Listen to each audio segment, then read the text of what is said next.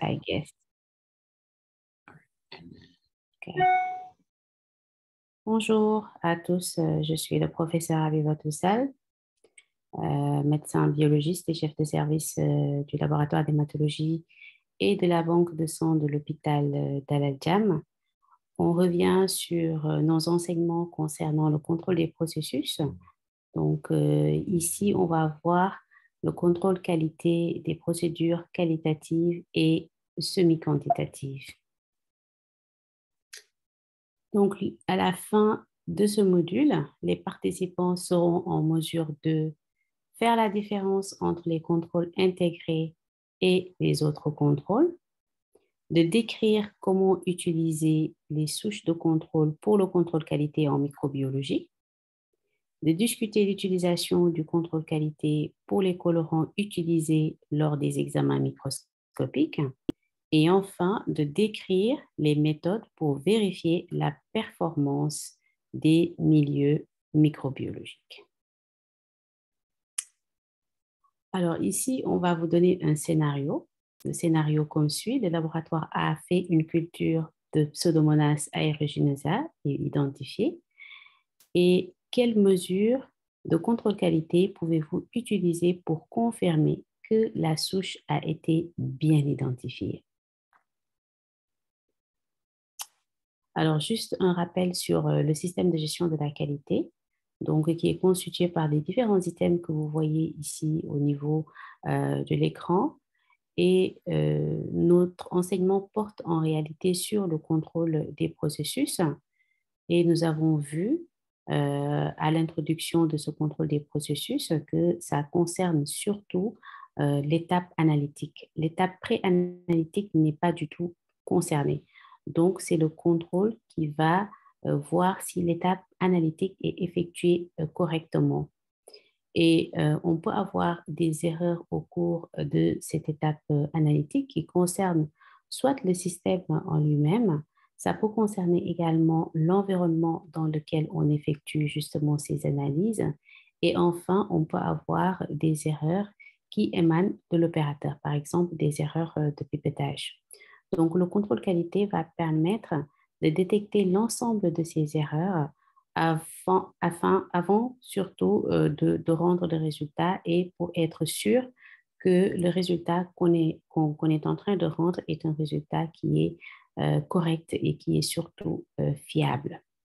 Donc, ce contrôle processus, comme nous l'avons dit également, est basé sur un contrôle pour les analyses qui sont quantitatives, que nous avons déjà vues. Donc, ces analyses quantitatives qui vont utiliser des tests statistiques justement pour vérifier la justesse ainsi que l'exactitude, deux termes importants que nous avons également vus. Et les paramètres qu'on utilise, c'est surtout la moyenne arithmétique, mais également l'écart type qui provient de la variance. Et on fait des courbes, surtout les courbes de Levy-Jennings, et on utilise des règles de Westgard qu'il va falloir connaître et s'approprier pour pouvoir justement interpréter ces courbes de Levy-Jennings. Donc, à part ces contrôles quantitatifs, pour les analyses quantitatives, il y a également des contrôles pour les analyses justement qualitatives. Donc, des tests qui sont qualitatifs ou semi-quantitatifs. Et comme exemple, nous pouvons donner des examens microscopiques, c'est-à-dire lorsqu'on regarde au microscope s'il y a la présence ou l'absence de germes, par exemple. Les bandelettes qui sont réactives, comme par exemple les bandelettes pour détecter des corps cétoniques ou bien pour voir également la présence de sucre, par exemple, dans les urines. Il y a les procédures sérologiques, comme par exemple les tests sérologiques pour la détection des antigènes ou alors des anticorps. On peut également citer les procédures microbiologiques et il faudra retenir que ces tests qualitatifs ou semi-quantitatifs concernent en réalité toute réaction qui ne donne pas un résultat numérique exact. Donc, c'est surtout soit une valeur approchée, ou bien alors d'autres types de résultats, comme un résultat qui est positif ou négatif, ou alors réactif ou non réactif, etc. Donc, les concepts qui sont importants dans ces contrôles de qualité concernant les tests qualitatifs et semi-quantitatifs, hein, c'est surtout la gestion de l'échantillon. La gestion de l'échantillon, qui est un élément particulier et très important dans ces contrôles qualité et qui fait également l'objet d'un enseignement à part. Mais surtout, il faut une communication entre les cliniciens et les biologistes dans la gestion de cet échantillon, surtout si l'échantillon contient un micro-organisme vivant qu'il va falloir identifier. Il faudra bien évidemment la compétence du personnel, donc être sûr que nous avons un personnel qui connaît l'intérêt et l'importance également d'effectuer des contrôles qualité pour justement être sûr que tous les résultats qu'on va rendre sont des résultats qui sont fiables. La maintenance de l'équipement également, donc tout ce qui est par exemple les microscopes, les autoclaves, les étuves, etc. Donc, tout ce matériel-là doit bénéficier d'une maintenance qui est adéquate, donc à des intervalles réguliers et surtout que ça doit être également consigné quelque part que la maintenance a été effectuée et de façon optimale. Le matériel de contrôle en lui-même, donc quel est ce type de matériel de contrôle, comment est-ce qu'il faut le constituer, comment est-ce qu'il faut le conserver, quelle est la durée de son utilisation, etc.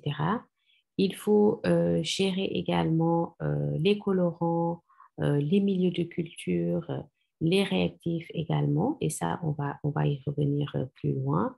Et tout ceci doit être conservé, consigné dans des registres. Donc ça, c'est vraiment la documentation. Il faut que tout ce qu'on fait soit consigné quelque part pour être sûr que c'est déjà fait et pour également vérifier les intervalles auxquels on fait tout ceci. Alors, le matériel de contrôle en tant que tel peut être soit des contrôles qui sont incorporés, ou alors des contrôles qui imitent des échantillons de patients, ou alors des contrôles de collection. Donc, ce sont les différents types de contrôles dont nous disposons ou qui sont disponibles pour justement euh, faire le contrôle des tests qualitatifs ou des tests semi-quantitatifs, tout en rappelant en réalité que les tests qualitatifs, comme je viens de le dire, on peut faire des mentions comme positif, négatif, réactif, non réactif.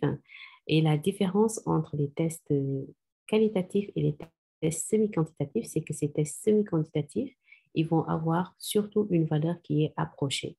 Donc, ce n'est pas la valeur exacte comme si c'était quantitative, mais c'est une valeur qui est plus ou moins approchée. Et là, on peut donner des termes comme peu réactif ou bien fortement réactif, ou alors on peut donner un plus, une croix, deux croix, trois croix, etc. Alors, les contrôles incorporés sont intégrés dans le kit de l'analyse. C'est passé également automatiquement avec chaque analyse, mais ce qu'il faut avoir à l'esprit, c'est que ces contrôles incorporés vont évaluer certains aspects de la performance du kit. Donc, ça ne permet pas souvent d'évaluer tout le processus d'analyse. Mais en tout état de cause, il faut prendre connaissance, bien lire les recommandations ou bien s'approprier des recommandations du fabricant pour savoir ce que le contrôle incorporé contrôle dans le processus analytique. Et donc, si on prend bien connaissance de ces recommandations du fabricant, on pourra savoir est-ce qu'on a besoin de contrôles supplémentaires pour justement le test qu'on est en train d'effectuer. Donc, ces contrôles incorporer, attention, ça n'évalue pas tout le processus de l'analyse. Donc, c'est souvent une partie. Donc, bien lire les recommandations du fabricant pour, en tout cas, avoir d'autres contrôles si justement il y a d'autres contrôles qui sont nécessaires. Alors, à côté de ces contrôles incorporés, il y a des contrôles traditionnels qui ont une activité connue et qui permettent surtout d'imiter les échantillons des patients.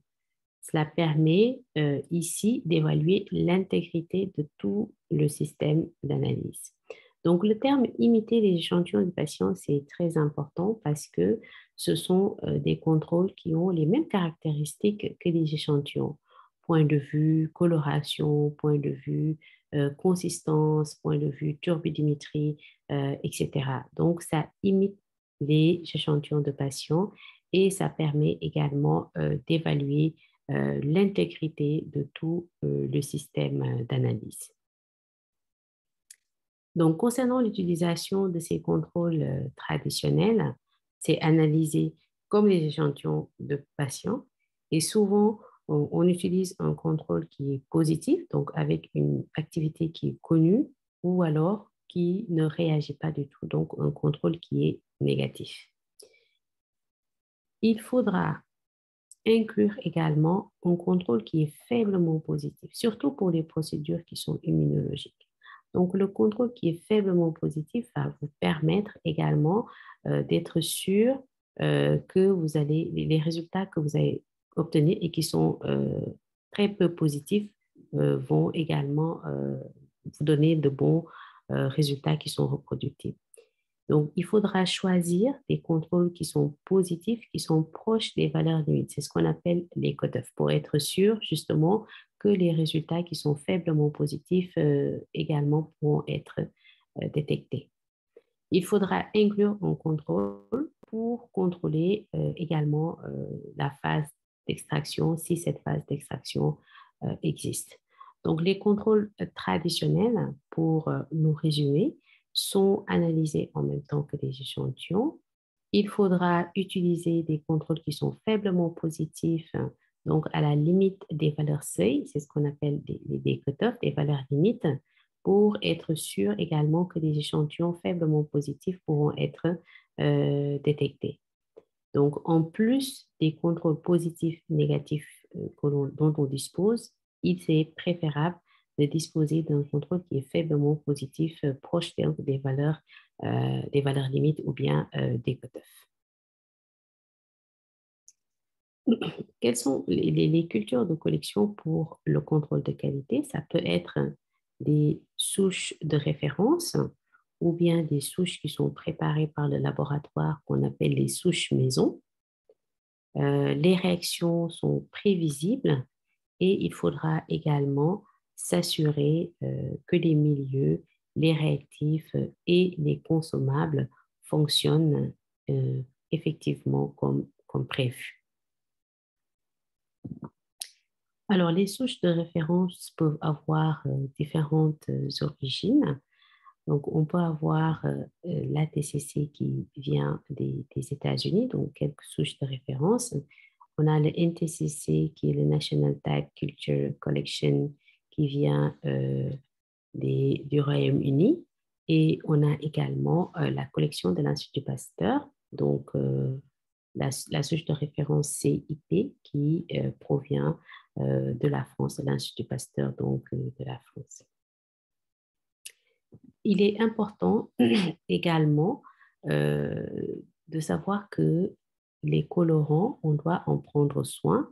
Donc ici, vous avez deux types d'iconographie avec des colorants qui sont à droite. Donc là, on voit que c'est étiqueté, c'est bien fermé, c'est également propre comparé aux colorants au niveau de votre droite où on voit des flacons qui sont pas étiquetés du tout ou alors mal étiquetés, c'est ouvert, il y a des taches de colorant un peu partout. Donc, il faut prendre soin. Le premier contrôle, en fait, sur ces colorants, c'est en prendre soin par rapport à la conservation, par rapport à l'étiquetage également. La gestion de ces colorants doit utiliser une procédure qui est établie pour les préparer ou alors pour les reconstituer, parce que souvent, les colorants sont préparés ou reconstitués. Souvent, il y a une dilution qu'il faudra également respecter. Par exemple, pour la coloration de Macon Jemsa, le Jemsa doit être dilué au 20e, par exemple. Donc, là, il y a une préparation qu'il faut respecter ou bien une reconstitution qu'il faut faire correctement. Alors, l'étiquetage, très important, au niveau de cette étiquette, il va falloir mettre le contenu, c'est-à-dire de quel type de colorant il s'agit. Il va falloir mettre également la concentration, s'il y a une concentration. Donc, la concentration doit figurer également au niveau de l'étiquette. Il faudra mettre également la date de préparation. Quand est-ce que le colorant a été ouvert, quand est-ce que ça a été reconstitué si c'est reconstitué, ou bien quand est-ce que ça a été préparé s'il s'agit d'une préparation. Et il faudra ajouter également la date de première utilisation, donc quand est-ce qu'on a utilisé la première fois, ainsi que la date de péremption. Par exemple, s'il s'agit d'un colorant qui va durer 7 jours, donc vous mettez au niveau de l'étiquetage la date de préparation, la date de la première utilisation, ainsi que la date à laquelle ça va se périmer ou bien la durée euh, pendant laquelle on va utiliser ce colorant-là. Et surtout, il faut mettre au moins les initiales du préparateur pour qu'on sache qui a préparé et quand il y a des soucis, on saura exactement à qui s'adresser. Alors, une fois l'étiquetage effectué, il va falloir également veiller au stockage, c'est-à-dire comment est-ce que le colorant doit être stocké. Est-ce que ça doit être stocké au niveau du réfrigérateur? Est-ce que ça doit être stocké à température ambiante? Si c'est à température ambiante, est-ce que c'est un colorant qui doit faire attention, enfin, on doit faire une attention particulière par rapport à la lumière, par exemple, etc., etc., dans un endroit qui est frais, dans un endroit qui est sec ou bien dans un endroit qui est humide. Donc, tout ceci, il va falloir veiller au stockage pour une bonne conservation des différents types de colorants.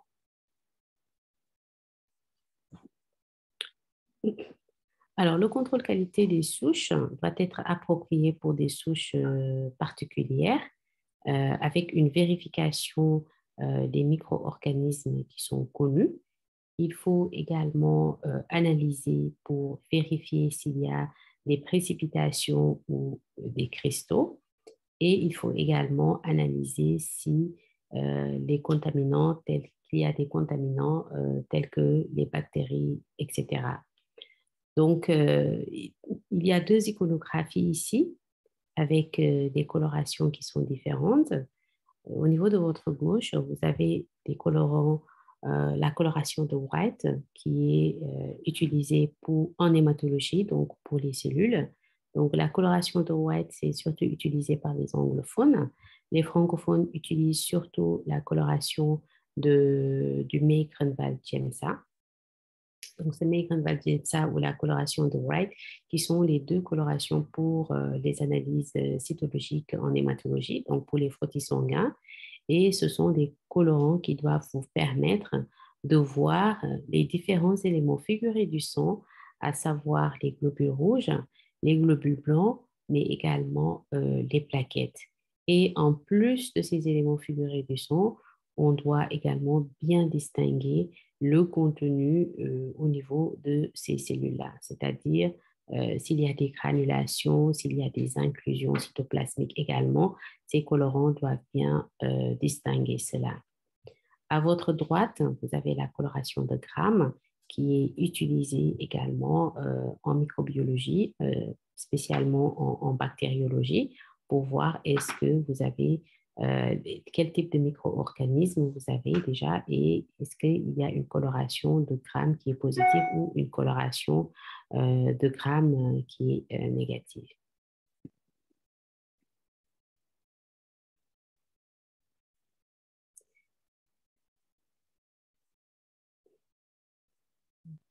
Alors ici, c'est voilà, ça c'est un exemple d'une coloration de Gram avec la bonne qualité que vous voyez ici à gauche, avec voilà, des bactéries qui prennent bien la coloration. Et vous avez une qualité médiocre avec un frottis qui ne semble pas bien étalé et on ne distingue pas exactement la réaction positive ou négative. Il faudra également que faire des contrôles de qualité pour les milieux, pour vérifier la performance de tous les milieux. Pour les milieux maison également, il faudra vérifier tous les lots et pour les milieux du commerce, seulement le nouveau lot.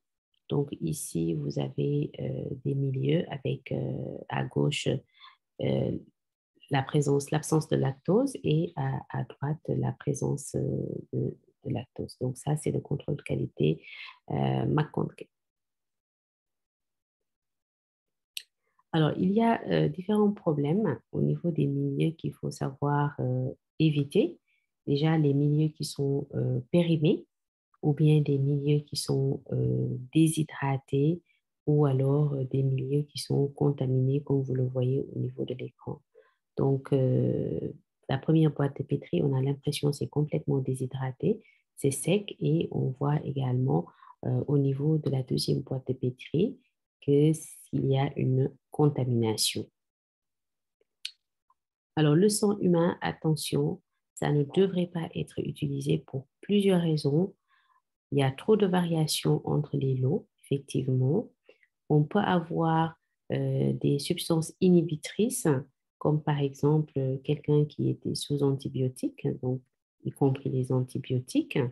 Et le sang humain également peut être dangereux parce qu'on peut avoir certains micro-organismes, certains virus qui peuvent être potentiellement dangereux et on peut se contaminer avec. Ici, on donne l'exemple du virus de l'hépatite. Donc, il peut savoir également du virus de l'immunodéficience humaine, etc., etc. Alors, ce contrôle qualité des milieux également, il faut conserver un enregistrement des milieux qui sont préparés au laboratoire. Donc, il faut enregistrer tous les résultats dans un registre qui est dédié uniquement au contrôle qualité. Et il faut enregistrer la stérilité par rapport à la stérilité, le pH, la fertilité avec les cultures de collection, les réponses biochimiques également des cultures de collection. Alors, quelle est la fréquence? Il faut analyser chaque nouveau lot ou numéro de lot. Donc, à chaque nouveau lot, il faut justement faire des enregistrements et vérifier tout ce dont on vient de parler. Donc, en résumé, les tests qualitatifs ne donnent pas de résultats numériques. Nous l'avons dit, on fait juste une estimation s'il s'agit des tests semi-quantitatifs ou alors des tests qualitatifs, on va utiliser des termes comme positif, négatif, réactif, non réactif, etc. Mais en tout état de cause, tout test effectué au laboratoire, il faut créer un programme de contrôle qualité. Donc, pour ces tests semi-quantitatifs également, même si c'est difficile, il faut savoir créer un programme, encore une fois, de contrôle qualité parce on dispose des moyens pour contrôler justement l'étape analytique de ces tests-là. Alors, les messages clés, c'est que les procédures de contrôle qualité soient suivies par tout le personnel. Donc, il faut s'assurer que tout le personnel suive justement ces procédures de contrôle qualité. Et il faut toujours avoir la documentation, donc enregistrer les résultats du contrôle qualité, mais également enregistrer toutes les actions correctives si ces actions correctives existent et avoir à l'esprit que lorsque un résultat de contrôle qualité n'est pas acceptable, donc il n'y a pas du tout de rendu de résultat. Que ce soit des examens qualitatifs, quantitatifs ou semi-qualitatifs, il faut toujours être sûr que le contrôle qualité existe. Et lorsque le contrôle qualité existe, est-ce que ça c'est acceptable ou si c'est pas acceptable? Si c'est pas acceptable, ça ne sert à rien. Il faut revoir s'il y a des problèmes, faire des actions correctives, reprendre jusqu'à ce que la valeur soit acceptée pour pouvoir passer les résultats. Donc, voilà ce que j'avais à vous dire sur justement ce contrôle, les contrôles de qualité concernant les analyses semi-quantitatives et qualitatives. Et je me ferai un plaisir de répondre à vos questions que vous pouvez faire parvenir par mail. Merci